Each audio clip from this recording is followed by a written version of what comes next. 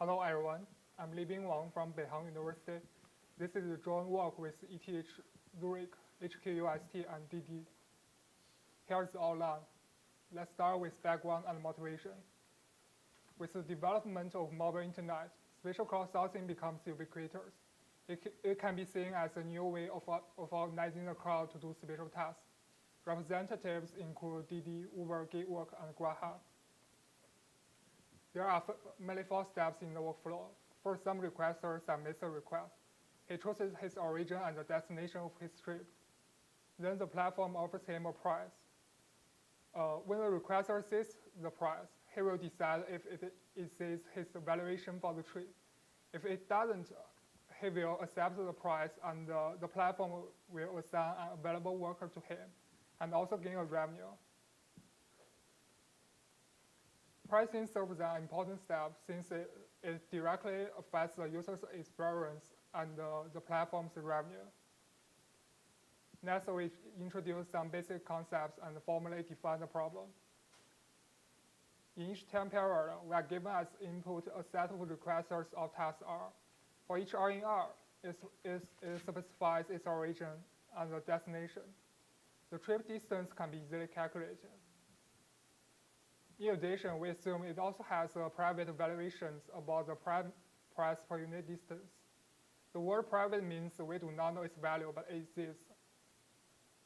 For each worker W, it has a location and a radius. The radius determines the range of a worker.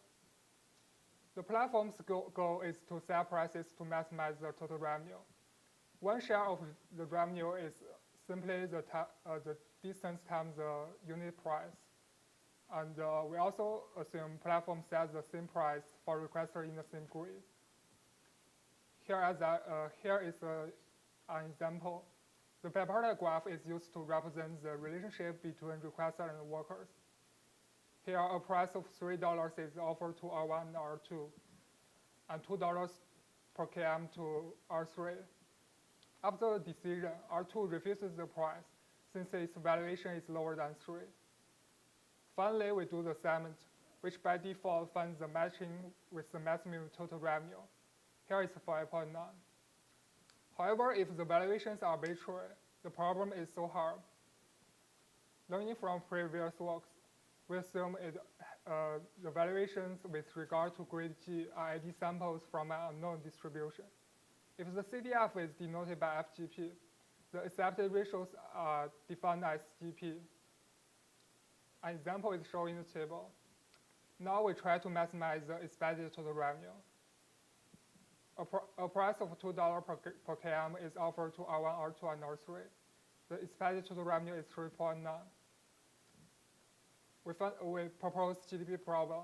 Given a set of tasks and a set of workers, the GDP problem is to find prices P for all grids to maximize the expected total revenue. Even if we know the accepted ratios, GDP problem is NP hard. Next, we present our solutions. Our framework is as follows. We start with special cases and extend them to the multiple grids. We first consider one grid with sufficient supply. We offer a single price P.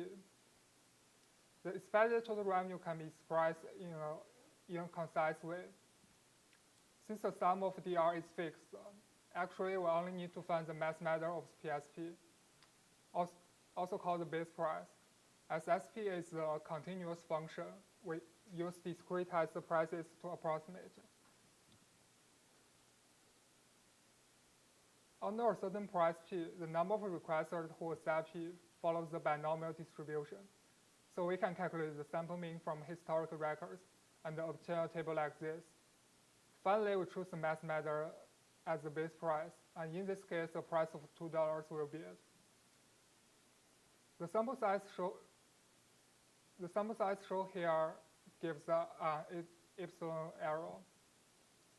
And it's worth noting that always sticking to the base price gives an easy approximation. But if the supply is limited, there's no such concise expression.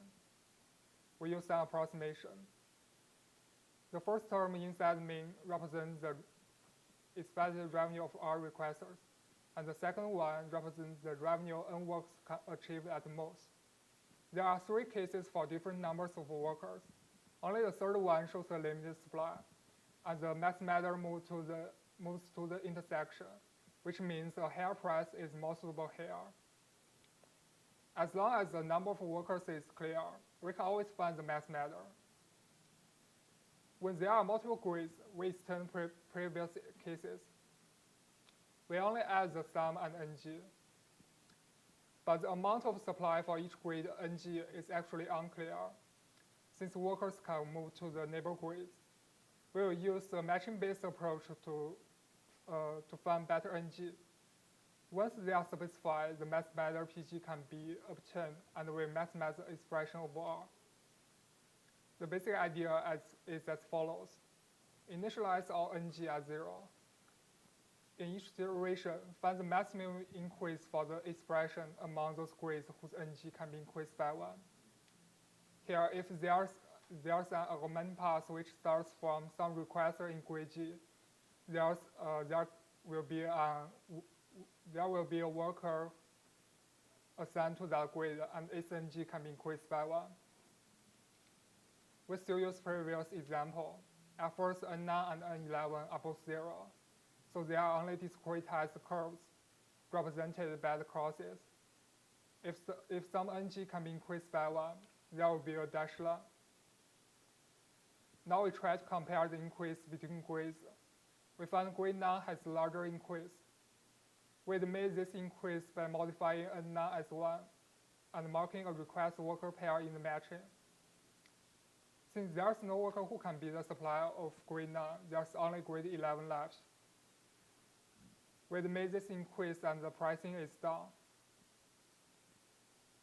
The expected total revenue is 4.1, which is larger than the case where we stick to base price.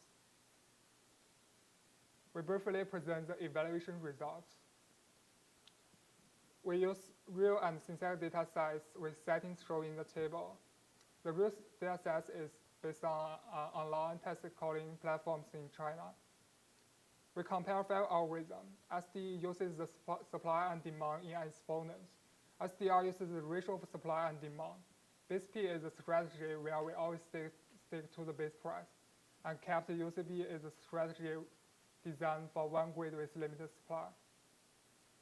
Here are the results on synthetic data. We can see MAPS achieves the largest revenue. MAPS is the most effective one. MAPS is also efficient.